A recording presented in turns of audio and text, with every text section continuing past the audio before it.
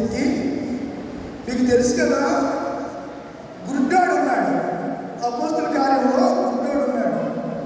శృంగారం దేవాలయం దగ్గర ప్రతి రోజు వాడిని ఎవరొకరు తీసుకొచ్చి అక్కడ వాడు నడవలేడు. పుట్టినది మొదలుకొని వాడు గుడ్డివాడు.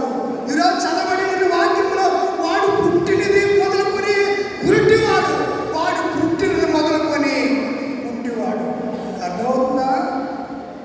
అపోస్తుల కార్యములు 3వ అధ్యాయంలో మీరు ఇంటికి వెళ్తారు, చదవండి. వాడు పుట్టినది మొదలుకొని గుడ్డివాడు. యోహాను సువార్త 9వ అధ్యాయంలో ఉన్నటువంటి వాడు పుట్టినది మొదలుకొని గుడ్డివాడు. మధ్యలో వచ్చిన గుడ్డితనం కాదది, పుట్టికతోనే వాడు గుడ్డివాడు. మధ్యలో వచ్చిన అంగవైకల్యం కాదది, పుట్టికతోనే వాడు గుడ్డివాడు. పౌలు, పేతురు, యోహానులు ఒక దినాన్న ఆ శృంగార మందిరానికి వెళ్తే వారు వెంట చూస్తున్నాడు. వాడు ఏం చేస్తున్నాడు? బాహతి విఖ్యాందరి, అయ్యా నేను గుడ్డివాడిని, నాకు సాయం చేయండి. నేను గుడ్డివాడిని, నేను పని చేసుకోలేను, వికలాంగుని, నాకు సాయం చేయండి అని అడుగుతున్నాడు. సేవకుల దగ్గర ఏముంటాయి? ఇప్పుడు సేవకుల దగ్గర అయితే కోట్లు కోట్లు ఉండాలండి. ఆయన ఏమన్నాడు? వెండి బంగారులు నా యొద్ద అన్నాడా లేదా? పేతురు గారు ఏమన్నారు? వెండి బంగారులు నా యొద్ద కాదు, మా వద్ద, వాళ్ళ అమ్మ దగ్గర లేదు. వెండి బంగారులు మా యొద్ద లేవు, కానీ మాకు కలిగింది మేము ఏం కలిగి ఉన్నాం? సర్వశక్తివంతుడైన యేసుని మేము కలిగి ఉన్నాం, యేసయ్య బిడ్డలం మేము అని చెప్పగానే వాడు చూశాడు, స్వస్థత పొందాడు. స్వస్థత పొందిన తర్వాత గుడ్డోడు యాక్చువల్గా ఏం చేయాలి చెప్పండి? వాళ్ళ ఇంటికి పరిగెత్తికి వెళ్ళిపోవాలి.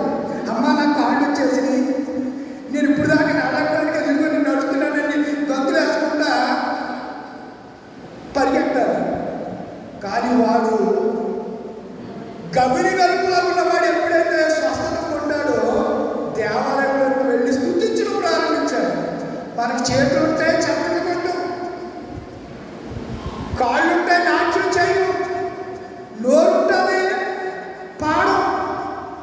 ఆ ఎంకాలం పాడితే ఈ అమ్మ పాడదు. మరి ఇదేం చెప్పు? ఈ సంఘంలో నాకేం అర్థం కాదు. ఒకరు పాడితే ఒకరు పాడు, ఒకరు స్వర్ణం పాడుతుంటే ఒకరు ఆగిపోయే పరిస్థితులు ఉన్నాయి.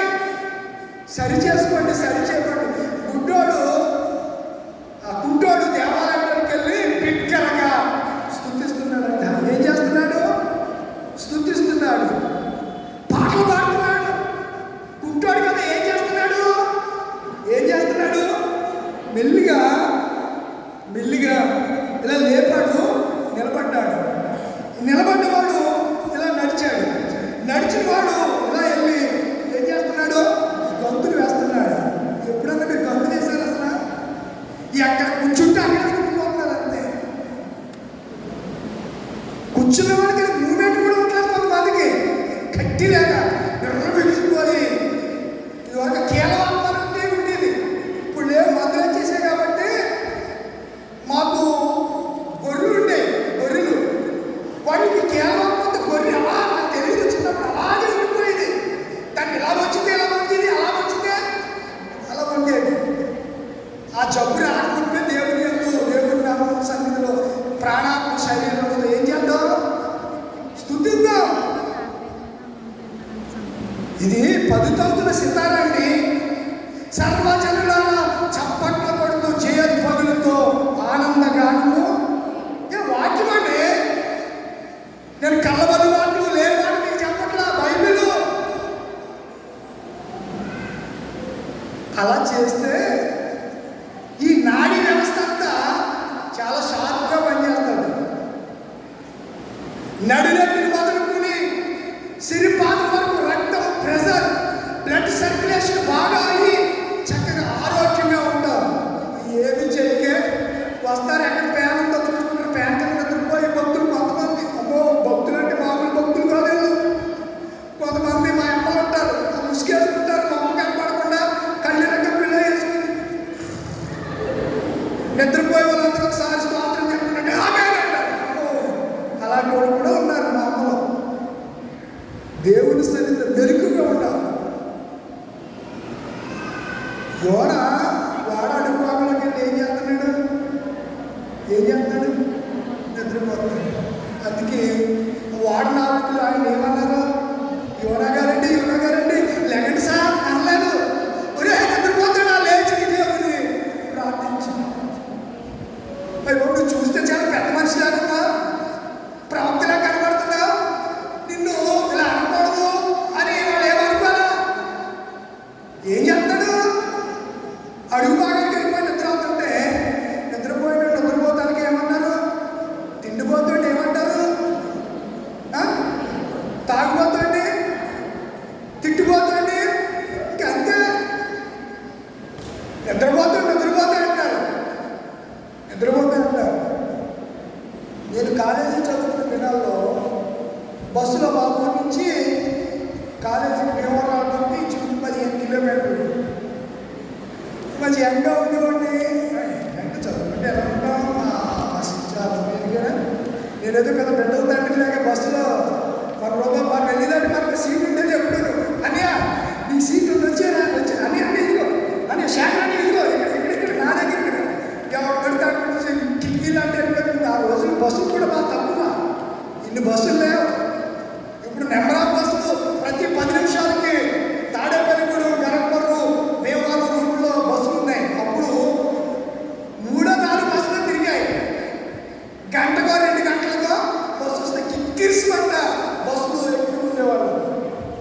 కొంతమంది అంత కిక్కిరిసిపోయినటువంటి బస్సులో కూడా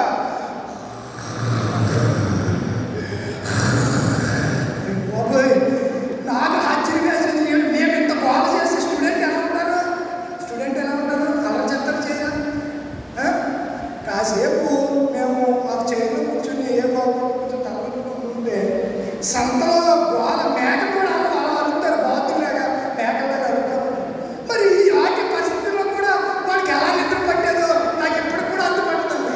నాకు ఇప్పటికి కూడా డిసిప్లిన్ ఎప్పుడు కూడా బురగ పట్టి మరి బస్సులో నిద్రపోతే ఆడిపోతే వీడితో కొంతమంది పట్టుకుని ఆ పట్టుకున్నప్పుడు ఎలాంటి ముందుకు వెళ్ళి ఒకడు వంద పడితే పళ్ళు కూడా ఊడిపోయినాయి.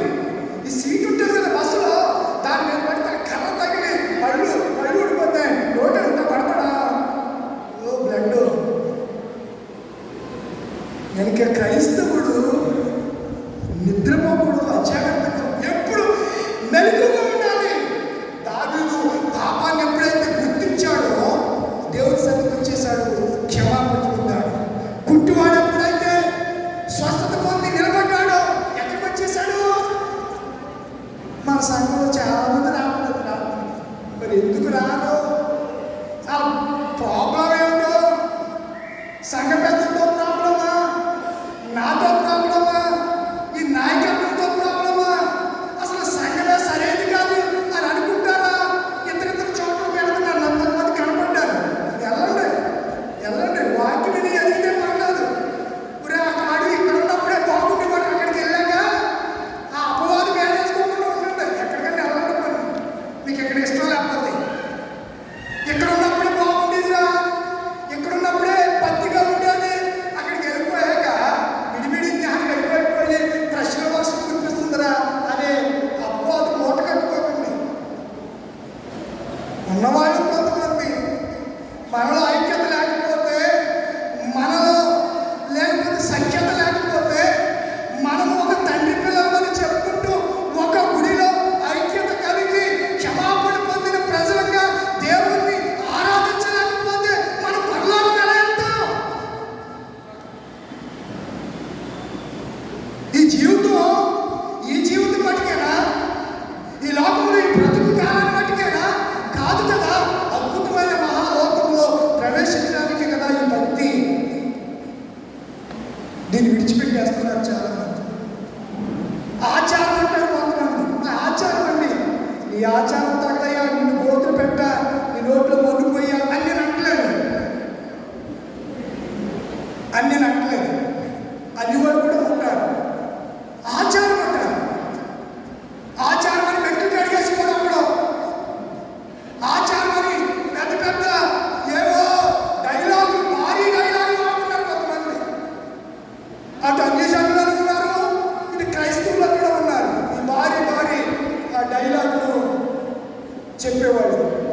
బ్రతుకు చూస్తే, తడిమి చూస్తే,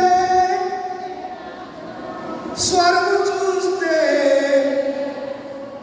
నిన్ను తడిమి చూస్తే, అన్యుడను నీ స్వరము చూస్తే, వేషధారి ఓ వేషధారి నీ బ్రతుకంతా రాదా రాదా, వేషధారి ఓ వేషధారి నీ బ్రతుకంతా మార్చుకోవా, తడిమి చూస్తే యాశావు, స్వరము చూస్తే యాకోబు. ఎక్కడ జరిగింది సీను? ఆదికాండంలో దేవుని కొరకు యాకోబు అన్న వస్త్రాలని వేసుకుని కప్పేసుకున్నాడంతే, గొర్రె చర్మంతో కప్పేసుకున్నాడంతే. దేని కొరకు? దీవెన కొరకు, ఆశీర్వాదం కొరకు. దీవెన పొందమని, ఆశీర్వాదం పొందమని ఎవరు చెప్పారు? వాళ్ళ అమ్మ చెప్పింది. వాళ్ళ అమ్మ పేరేంటి? అయ్యో వాళ్ళ అమ్మ పేరేంటి? యాకోబు వాళ్ళ అమ్మ పేరేంటి? లేయా. పొద్దున కిచుందేమో లేయా అంటున్నారు, రాహేల్ అంటున్నారు. యాకోబు తల్లి రెబెకా, యాకోబు తండ్రి ఇస్సాకు అన్నారు. మీకు దండం. ఏమి బైబిల్లో ఉన్నది? పురాణంతో క్రైస్తవులు ట్యాగ్ లైన్. బైబిల్ చదవండి, బైబిల్ చదవండి. దావీదు దినానికి 3 మార్లు ప్రార్థన చేసేవాడు, దివారాత్రి బైబిల్ చదువుతుండేవాడు. ఈరోజు పాఠాలన్నీ కూడా అవే ఉన్నాయి. మీరు చూస్తే వాడు, నేను ఎక్కడ అయిపోయాను అక్కడి నుంచి ఇక్కడికి వచ్చాను, వాడు మందిరంలోకి వెళ్ళి ఏం చేస్తున్నాడు? దేవుని ఏం చేస్తున్నాడు? స్తుతిస్తున్నాడు. ఎలా స్తుతిస్తున్నాడు? కుంటాడు కదా, అప్పటి వరకు డ్యాన్స్ తెలియదు అతనికి, నాట్యం తెలీదు. మీరు పాడతారు, దావీదు వలె నాట్యమాడి తండ్రి నిన్ను స్తుతించెదను, దావీదు వలె నాట్యమాడి తండ్రి నిన్ను స్తుతించెదను. చాలు, నీకు అన్నప్పుడు ఓన్లీ నువ్వు అన్న దొరికావు. మాకు దేవుడు ఇచ్చాడు నిన్ను, మాకు దేవుడు నిన్న ఇచ్చాడు. నేను వచ్చేటప్పుడు డబ్బు లేదు, ఏమీ లేదు. నాకేమో ఈ పాటలు ఉద్యోగంగా ఉంటాము. రాత్రి అక్కడ ఉద్యోగం సభలో 2 రోజులు వాళ్ళందరికీ బ్యాన్ ఉంది. స్పెషల్ గెస్ట్ నేను ఇప్పుడు అక్కడికి వెళ్ళడానికి ఆలోచించండి. వాడు మందిరంలోకి వెళ్ళి గంతులు వేశాడు. 2వ పాట యాకోబు పత్రికలో ముగింపులోకి వచ్చి, యాకోబు పత్రిక మీలో ఎవరికైనాను శ్రమ సంభవించేదా? చెప్పాలి. నేను ఎప్పుడైతే పత్రిక వాక్యం పాఠంలోకి వెళ్ళాలి అంటే మీరు యాకోబు పత్రిక వెళ్ళిపోవాలి. యాకోబు పత్రిక మీకు ఖండిత వాక్యం అనుకుంటా.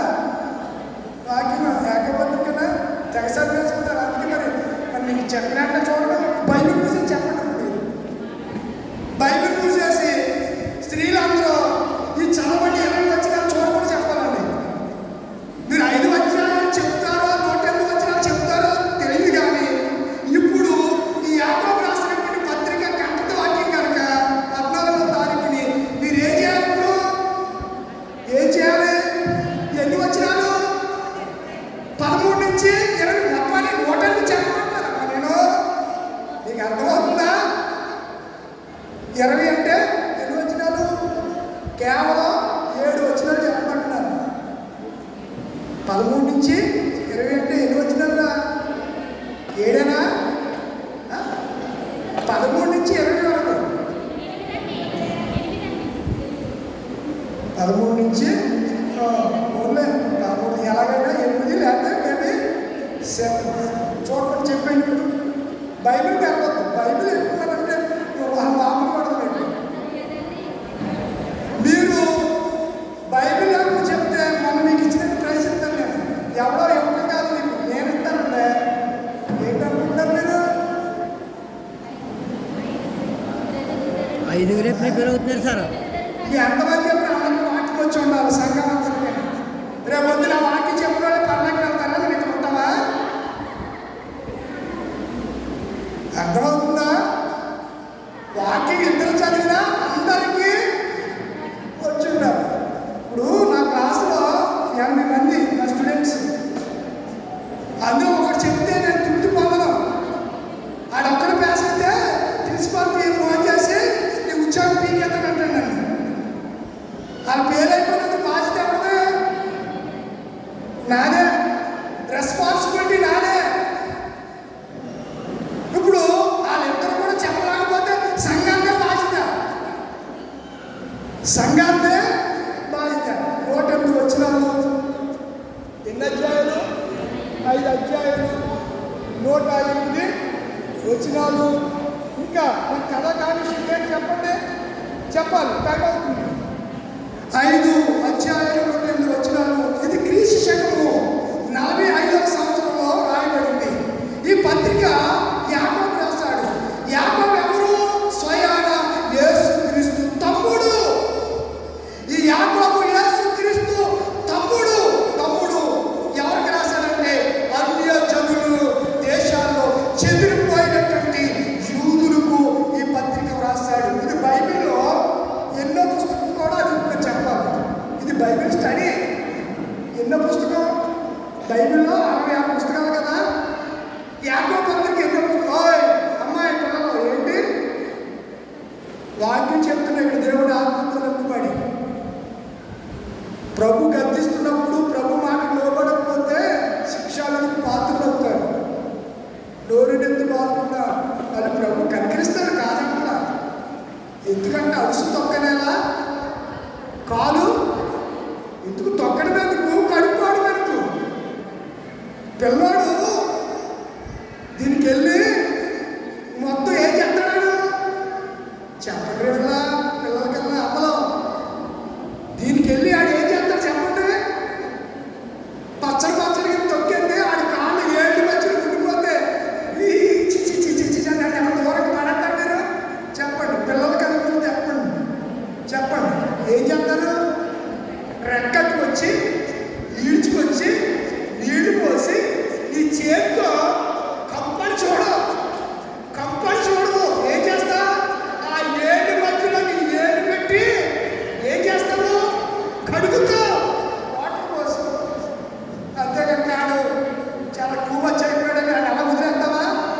గౌరవంగా శుభ్రంగా కడిగేసి నా బంగారమ్మాయి నా అమ్మాయి ముసుగు మీద వేసుకుని పౌడర్ రాసేసాడికి ఏం చేస్తావు? తీసుకెళ్ళి చెప్పండి ఇట్లా మీ అమ్మకి మీకు అలా చెప్పేది కదా. మీకు మా అమ్మకి మేము 12 మంది సంతానం కదా.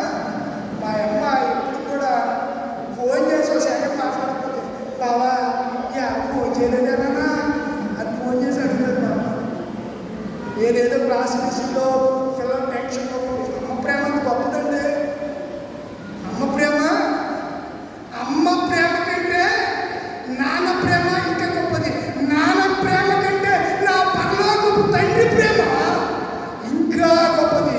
దేవుడు మనమే కలుగుగాక. ఆమేన్. అమ్మ ప్రేమ కంటే నాన్న ప్రేమ కంటే ఇప్పుడు మీకు ఉదాహరణ చెప్తాను. గర్భిణీ స్త్రీ పురిటి కోసం హాస్పిటల్లో జాయిన్ అయింది. డాక్టర్ ముందు ఎవరు పిలుస్తారు చెప్పండి? నాన్న గురించి. ఏమండి కాలు కొంచెం కష్టమయ్యేలా ఉంది కాబట్టి మీరు ఒకటి ఆలోచించాలి. బిడ్డ బతకాలని చూస్తే తల్లి చచ్చిపోతుంది, తల్లి బతకాలని చూస్తే బిడ్డ చనిపోతే మరి ఏం చేయమంటారు అంటే ఆ తండ్రి అంటాడు, మా నాన్న అంటాడు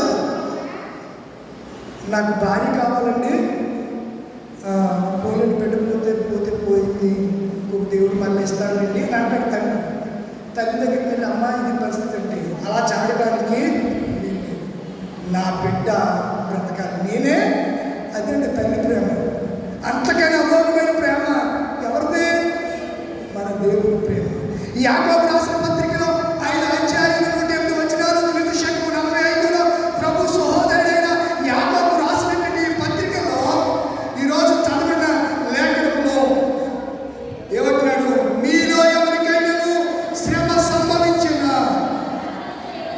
ఏం చేయాలి? శ్రమ వస్తే ప్రార్థన చేయడం ఏంటండి? శ్రమలో ప్రార్థన చేస్తే అనుభవాలు మనకున్నాయా? కష్టాల్లో, బాధల్లో, ఇరుకుల్లో, ఇబ్బందుల్లో ప్రార్థన చేసేవారుగా మనం ఉంటున్నామా? దేవుని వాక్యం సెలవిస్తుంది, శ్రమ కలిగితే ప్రార్థన చేస్తే శ్రమలలో నుంచి నీకు ఏం కలుగుతుంది? విడుదల కలుగుతుంది, విడుదల కలుగుతుంది. ఏలియా ప్రార్థన చేశాడు, దావీదు ప్రార్థన చేశాడు, యేసుక్రీస్తు ప్రభువు వారు రాత్రంతా ప్రార్థన చేశాడు, పౌలు ప్రార్థన చేశాడు. ప్రార్థన ప్రార్థన ప్రార్థన ప్రార్థన ప్రార్థన ప్రార్థన. రెండవ మాటగా నేను చెప్పే మాట ఏంటనగా ప్రార్థన. శ్రమ కలిగితే ఏం చేయాలి? ప్రార్థన చేయాలి. అమ్మా, ఎంతమంది ప్రార్థన చేస్తున్నారు? రేయి మొదటి జామున లేచి సూర్యోదయం కాకమునిపే ప్రార్థన చేసే తల్లులు ఎంతమంది, తండ్రులు ఎంతమంది? మీ బిడ్డల కోసం ప్రార్థన చేస్తారా? మీ బిడ్డల కోసం మీరు ప్రార్థన చేసే తల్లిదండ్రులుగా మీరు ఉన్నారా అని నా దేవుడు ఈ దినాన్న మిమ్మల్ని అడిగితే మీ యొక్క ప్రశ్నకు సమాధానంగా ప్రార్థన వలనే పైనము, ప్రార్థనే ప్రాధాన్యము, ప్రార్థనే ప్రాధాన్యము, ప్రార్థనలే నిత్య పరాజయం. ప్రార్థన వలనే పైనము, ప్రార్థనే ప్రాధాన్యము, ప్రార్థనే ప్రాధాన్యము, ప్రార్థనలే నిత్య పరాజయం. ప్రభువా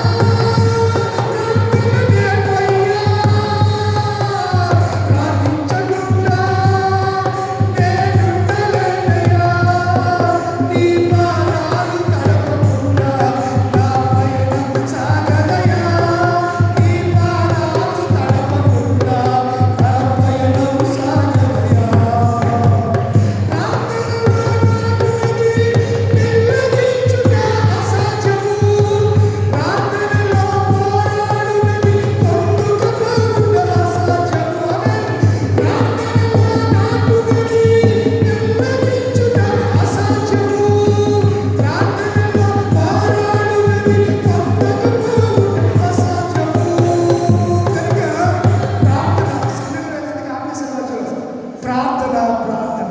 నీలో ఎవరికైనా శ్రమ సంభవించదా? ప్రార్థన చేయాలి. ప్రార్థన ప్రార్థన ప్రార్థన. భక్తులైన వారు అనేక మంది ప్రార్థనలు చేస్తున్నారు కనుకనే ఈ దేశం ఎంత సుభిక్షంగా ఉంది. ఈ పశ్చిమ గోదావరి జిల్లా ఎంత సుభిక్షంగా ఉంది. ఎన్నో ప్రాంతాలు వనరులతో జలమైపోయి మునిగిపోయి పడిపోయి పత్రమైపోయి జీవజలంగా ఓడిపోయిన జీవితాలు జీవిస్తున్నారండి. ఆహారం కొరకు కొట్టుకుంటున్నారు. ప్రభుత్వం ఇచ్చే నిత్యావసర సరుకులు అందక ఎంతోమంది అంగలార్చుతున్నారు, ఆర్తనాదాలు చేస్తున్నారు. చూడట్లేదా మీరు? వార్తల్లో వినట్లేదా? దేవుడు కొంతమందికి ఈ 5 ఏళ్ళు లోపలికి వెళ్ళేటప్పటికి కూడి కలిగితేనంట. ఇలాంటి చాలా మంది ఉన్నారండి నేడు దినాల్లో. కూడి కలిగితే కులాన్ని మర్చిపోతున్నారు. నీ ఐడెంటిటీ చెప్పుకోవాలని దుస్థితి, నీ ఐడెంటిటీ చెప్పుకోవాలని దుస్థితిలోకి వెళ్ళిపోతున్నావు. కానీ ఒకవేళ ఈ ప్రభుత్వాల కాలంలో ఇప్పటికే శ్రమలు స్టార్ట్ అయ్యాయి. శ్రమలు వస్తే మనం ఏం చేయాలి? ప్రార్థన చేయాలి అని చెప్పి ఒక భక్తుడిని పరిచయం చేశాడు. ఆ భక్తుడే ఎవరు చెప్పండి? ఏలియా. ఏలియా మన వంటి స్వభావం గల ఎంత దేవుడు అబ్బా, ఎంత అద్భుతం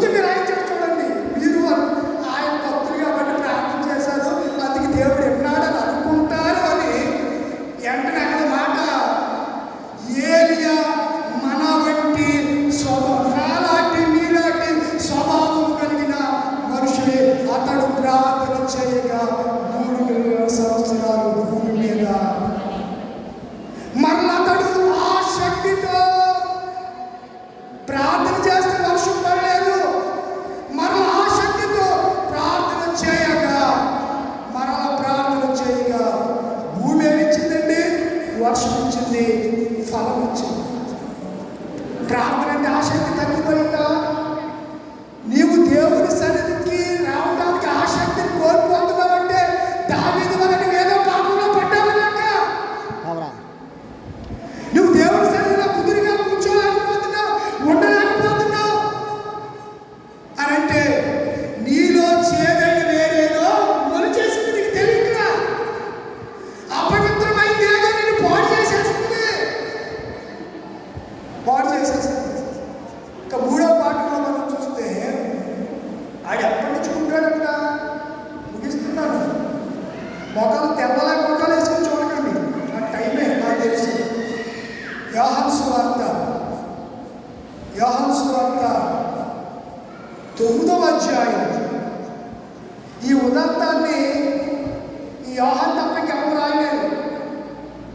ఈ ఉదంతాన్ని యోహాను పుట్టుకుంటూ అనే సంగతి యోహాను గారు తప్ప ఇంకెవరు రాయలేదు బైబిల్లో. చూడండి 9వ అధ్యాయం 24. కాబట్టి వారు గుడ్డివాడైన మనుషుని రెండవ వారు పిలిచి దేవుణ్ణి మహిమపరచు. ఈ మనుషుడు ఈడెవడని తెలుసు మాకు అంటే ఈడేదో పెద్ద పవిత్రుడిలాగా ఎలా పిల్లలు. ఈడంటే పాపంట, అబ్బో ఈవిడ ఎంత పరిశుద్ధురాలో అప్పుడు చెప్పలే. నోరు తెరిచినప్పుడు అప్పుడు తెలుస్తుంది. ఒక మనిషి వెంటనే వీడు కరెక్ట్ అని చెప్పలేము. వాడితో జర్నీ చేస్తా ఉంటే ఆడు ఎలా కూడా తెలుస్తూ ఉంటుంది. ఆడంటే ఎదవో, ఆడు ఎలాంటి నీచమైన మాట్లాడతాడో, నిష్కృతమైన మాట్లాడతాడో తర్వాత తెలుస్తుంది. వీళ్ళు అంటున్నారు అనేవాళ్ళు ఎవరు, వీడు పాప ఎవరు ఎవరు చెప్పండి కదా. మరి ఏం చదువుకుంటున్నారు మీరు? వీడు పాపి అని ఎవరన్నారు? యేసయ్య అన్నాడా? ఎవరన్నారు? శాస్త్రులు పరిసయ్యులు ఉన్నారు. ఈ శాస్త్రులు పరిసయ్యులు ఇంక పని ఏమంటే ఆడు వచ్చాడు కాదు, ఈడు వచ్చాడు కాదు, ఆ రమేష్ గారు వచ్చాడు అంటాడు. అక్కడికి వెళ్ళి ఆ చంద్రశేఖర్ గారు వచ్చాడు అంటాడు. ఇంకా నేను వచ్చాడు పాస్టర్ గారు నా గురించి ఏం చెప్పాడంటే నేను వచ్చాడు. ఇంతమంది ఎప్పుడు కొనగూడలో ఇంత మంచి ఉంటే ఇమానీలో వచ్చాడు, ఎవరు వచ్చాడు కాదు, ఇమానీలో వీడే వచ్చాడు. పాస్టర్ గారు అంటున్నా రాదు వద్ద రాదు. ఏంటి ఏంటి ఈ మాటలు అన్నదెవరు? పాపి అని అన్నదెవరు? చెప్పండి రా. ఇంటికి వెళ్ళాక చదివించాలి. శాస్త్రులు పరిసరాలు అంటున్నారు. మళ్ళీ తీర్చి మళ్ళీ తరగలేదు. మొదటిసారి అడిగారు, రెండోసారి అడిగారు, ఇలా అడుగుతూ వస్తూ ఉన్నారు. అడుగుతూ 26 వచ్చిన అంటాడు.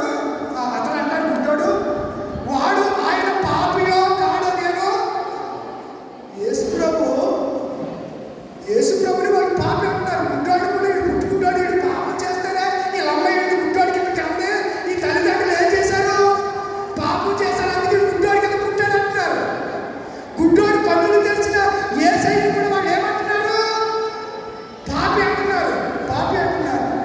అందుకు వారు ఆయన నీకేమి చేశాను, నీ కన్నులు ఎలాగో తెరిచిన మరలా అడుగుగా వాడు ఎవరన్నా ఇందాక నీతో చెప్పారా అట్టగే కూర్చోండి. ఇదిగో 27 వచ్చింది. ఇందాక మీతో చెప్తుంది కానీ మీరు వినకపోతే మీరు ఎందుకు మరలా అనుకోవచ్చు? మీరు ఆయన శిష్యులు కోరుచున్నారని ఏమి అని వారితో. అందుకు వారు ఏమంటున్నారు? ఎవరు శిష్యులు అంటే చెప్పండి. అందుకు వారు నీవే వారి శిష్యుడు. మేము ఎవరు శిష్యులు? మరి ధర్మశాస్త్రం ఇచ్చింది ఎవరు? భావించాడు. అంటే ధర్మశాస్త్రం ఎవరు ఇచ్చారు? మోషే ఇచ్చాడు. మోషే ఎవరు ఇచ్చారు? కనీసం ఉన్నారు కదండి.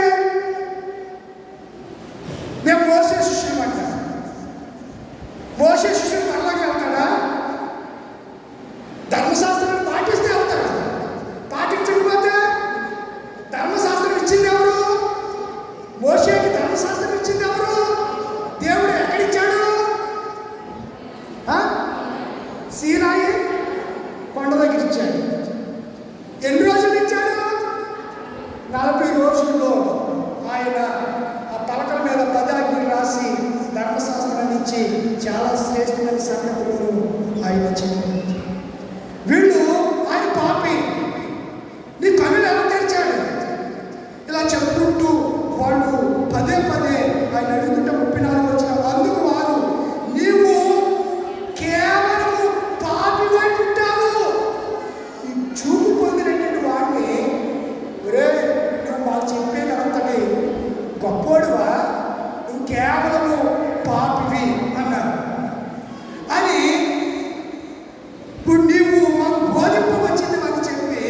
వారితో చెప్పి వారిని ఏం చేశారంట? ఏం తప్పు చేశారంటే అమ్మా, గుడ్డాడు ఏం తప్పు చేశాడు చెప్పండి? యేసయ్య ఏం చేశాడు? వాడు కన్నులు పుట్టాడు, కన్నులు చూడలేని వాడు చూస్తున్నాడు. పుట్టిన వాళ్ళు గుడ్డివాడు తెరిచి బాహాటంగా దేవుడు చూడగలుగుతుంటే వాడిని వెలివేశారంట. వెలివేసిన సంగతి ముగిస్తున్నాను. వెలివేసిన సంగతి 35వ వచనం. పరిసయ్యులు, ఈ పాస్టర్ గారు వాళ్ళు వెలివేసిన యేసు విని వారిని కనుగొని, నీవు దేవుని కుమారుని యందు విశ్వాసం ఉంచుచున్నావని అడిగినందుకు వాడు, ప్రభువా నేను ఆయనను విశ్వాసం ఉంచుటకు ఆయన ఎవడని అడిగాడు? యేసు, నీవు ఆయనను చూచుచున్నావు, నీతో మాట్లాడు వాడను. నీ కన్నులు తెరిచింది నేనేనా బాబు? నీ కన్నులు తెరిచింది ఎవరిని? నేనే. నీవు ఆయన చూసుకుని ఆయన విశ్వాసం ఉంచు అని చెప్పి అనగానే కిందకు వచ్చేయండి, చెప్పడానికి సమయం లేదు. అందుకు యేసు ఏమంటున్నాడు? ఇప్పుడు ఎంతకీ గుడ్డివారు ఎవరంటే అంటున్నాడు చూడండి. అందుకు యేసు, మీరు గుడ్డివారైతే మీకు ఇలా చెప్తుంటే అంటే మేము గుడ్డివాళ్ళమా? మేము గుడ్డివాళ్ళమా? నువ్వు గుడ్డివాడిగా కళ్ళు కనబడుతున్నాయా? కళ్ళు నెత్తికెక్కేసి నీకు ధనబలంతో కళ్ళు కామంతో ఎడుతున్నారేమో, ఏదో ఉంది నీ పెద్ద తోపుని తురుముని అనుకుంటున్నారేమో. అందుచేత మీరు గుడ్డివారైతే మీకేం కలగదు అంటే, గుడ్డోడు పాపం చేస్తే వాడు గుడ్డివాడిగా పుట్టలేదు. మీరు గుడ్డివారైతే మీరు పాపం లేకపోవద్దు, కానీ చూచుచున్నామని మీరు ఇప్పుడు చెప్పుకొనుచున్నారు కనుక మీరు ఎక్కడి నుంచి ఉన్నారు? అర్థమయ్యిందా? పోయిందా? అర్థమైపోయిందా? మీరే అసలు గుడ్డోళ్ళు. సంఘంలో ఉన్నటువంటి విశ్వాసాలు కాదు గుడ్డోళ్ళు. మీకు అసలు మీరే గుడ్డివాడైన మార్గదర్శకులు. నేను పుట్టితో గుడ్డివాడైన కళ్ళు తెరిచి మీకు ఎందుకు కడుపుకుంట? నేనేం చేశాను? నేనేమైనా నేరం చేశానా? వాడు కన్నులే కదా నేను ముట్టింది. ముడితే వాడిని వెలివేస్తారా మీరు? వాడు సమాజ వర్గం నుంచి వెలివేస్తారా? వెలివేసిన మీరే గుడ్డివారిని యేసయ్య వారితో చెప్పింది. కనుక పాప క్షమాపణ కావాలి. పాప క్షమాపణ పొందిన మనము ప్రార్థన చేయాలి. ప్రార్థన చేస్తున్న మనము తేటగా చూడగలం. 3 అంశాలు. మొదటి పాఠం పాత నిబంధనలు క్షమాపణ, రెండవది ప్రార్థన, మూడవది చూడగలగటం, మూడవది చూద్దామా దేవుడిని? లేచి నిలబడండి, ప్రార్థన చేసుకుంటాం. లేచి నిలబడి ప్రార్థన చేసుకుంటాం. దేవుడు ఒక్క 5 నిమిషాలు 2024 10వ మాసం మొదటి ఆదివారం. ఈ నెల దినాలు గత మాసం అంతా కాసి కాపాడేటువంటి దేవుడు ఈ దినంగా నిన్ను ప్రేమించి నీతో ఆయన మాట్లాడాడు. ఎవరితోనూ అనుకోకు, నీతో ఆయన స్పష్టంగా తేటగా ఆయన మాట్లాడాడు. ఎన్నో ఏళ్ళ నుంచి, ఎన్నో సంవత్సరాల నుంచి క్రైస్తవ సంఘంలో క్రైస్తవ పద్ధతులను పాటిస్తూ ఇంకా స్థిరమైన విశ్వాసం లేకుండా, ఒకవేళ ఉంటే ఇది అనుకూలమైన సమయం నీ బ్రతుకు దినాన్ని లెక్కించుకోవడానికి, నీ జీవితాన్ని సరి చేసుకోవడానికి వరకు నూతన మాసాన్ని, అక్టోబర్ మాసాన్ని దేవుడు ఇచ్చాడు. అందరూ కళ్ళు మూసుకోవాలి. తల వచ్చారు, కళ్ళు మూసుకుని ఎవరు కళ్ళు తెరవద్దు. ఆల్టర్ పేరు చేయబోతున్నారు. దేవుడు మిమ్మల్ని దర్శించబోతున్న సమయం. ఇంతవరకు వాక్యం విన్నారు. అక్టోబర్ నెలలో దేవుడు నీ కుటుంబంలో గొప్ప కార్యాలు చేయబోతు. విశ్వసించు. ఆర్థిక సమస్యల తీసేస్తాడు. అభివృద్ధి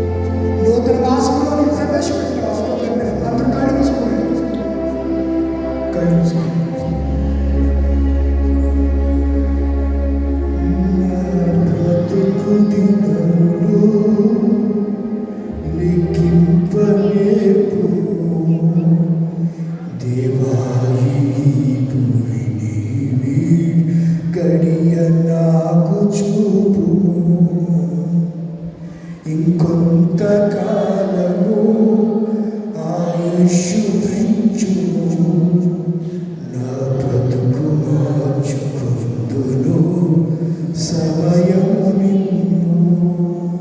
ఎన్నో సంవత్సరాలు నిన్ను దాటిపోచున్నాయి. నీ ఆశలు కలలు అలాగే ఉండిపోతున్నాయి. వాటిని వెంబడిస్తున్నావు. ఫలాలు లేని వృక్షంలోనే ఎదిగావు. ఆ వృక్షం ఏనాడు కూలిపోతుందో ఎరుగుకుంటావు. నీ మరణ రోదన, నీ మరణ సమీపం తిరుగు సమీపించుకుంటే ఒక్కసారి ఏ చేసేస్తున్నా. ఎవరు ఆలోచనగా ఉండదు. దయచేసి యంగ్స్టర్స్ ఆశీర్వాదం మిమ్మల్ని కళ్ళు మూసుకున్నాను. దేవుడు వాక్యాన్ని ఇవ్వబడండి. దేవుడు మిమ్మల్ని దర్శించబోతున్న సమయం. ఈ బ్రతుకు దినాల్లో దేవుడు గొప్ప కార్యాలు చేసే సమయం. ఎన్నో సంవత్సరాలు నన్ను దాటిపోచున్నవి.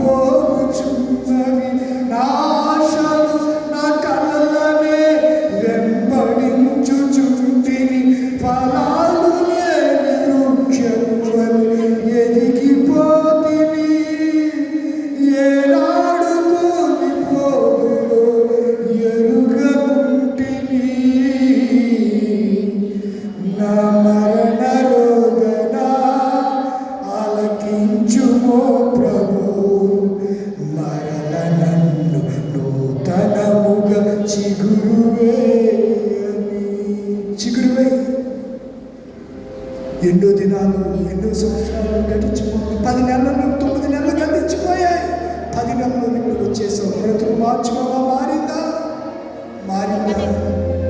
ప్రార్థన చేసుకుంటా. దేవుడు అంటున్నాడు కదా, సంవత్సరములు జరిగిపోతున్నాయి, దినాలు గడిచిపోతున్నాయి. నీ ఇంట్లో అభివృద్ధి లేదా? నీ ఇంట్లో ఆశీర్వాదం లేదా? నీ బిడ్డల్ని మాట వినట్లేదా? ఇది అనుకూలమైన సమయం. నీ జీవితాన్ని యేసయ్యకి సమర్పించాయి.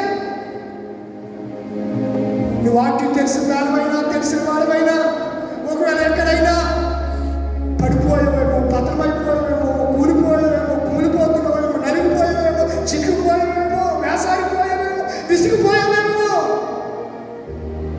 పరిస్థితులు నాకు భయంగా గురి చేస్తున్నాయేమో. ఇదిగో ఇది అనుకోవడం సమయం. నా ప్రభువా నా చేయి పట్టుకోవా?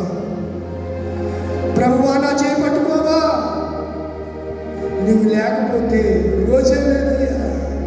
నువ్వు లేకపోతే నాకు రోజు కలవదయ్యా. నీవు లేని రోజు అసలు రోజే కాదయ్యా. నీవు లేని బ్రతుకు అసలు బ్రతుకే కాదయ్యా. నీవు లేని రోజు అసలు రోజే కాదయ్యా. నీవు లేని బ్రతుకు అసలు బ్రతుకే కాదయ్యా. నీవే లేకపోతే నీవైపోతును. నీవే లేకపోతే నీవైపోతును. నాయనా, నువ్వు ఉన్నావు కనుక నేను కాపాడగలిగి ఈరోజు సజీవుగా నీ మందిరంలో ఉన్నాను తండ్రి.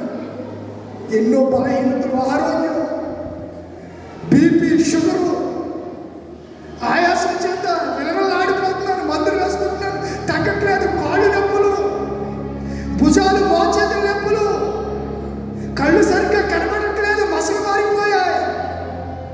శరీర రుగ్మతలు నా మీద దాడి చేస్తున్నాయి. ఒక ప్రక్క ఇలాంటి పరిస్థితులు ఉంటే ఆర్థిక సమస్యలు, అప్పు సమస్యలు, బిడ్డలు మాటగా శాంతి లేదు. నా భర్త తాగుడికి బానిసైపోయి కానిచ్చేది నాకు మనశ్శాంతి లేదు. నా భర్త తిరిగిపోతుగా ఉంటున్నాడు, తాగుబోతుగా ఉంటున్నాడు. నా భర్తను మార్చు అని అంగలార్చేవాడు ఎంతో మంది. ఇదిగో విశ్వాసంతో నేను చెబుతున్నాను. ఈ అక్టోబర్ మాసం 6వ తారీఖు ఈ ప్రశస్తమైనటువంటి సమయంలో దేవుడు చెబుతున్నటువంటి మాట, పరిస్థితులన్నీ నీకు అనుకూలంగా మార్చిపోతున్నాడు.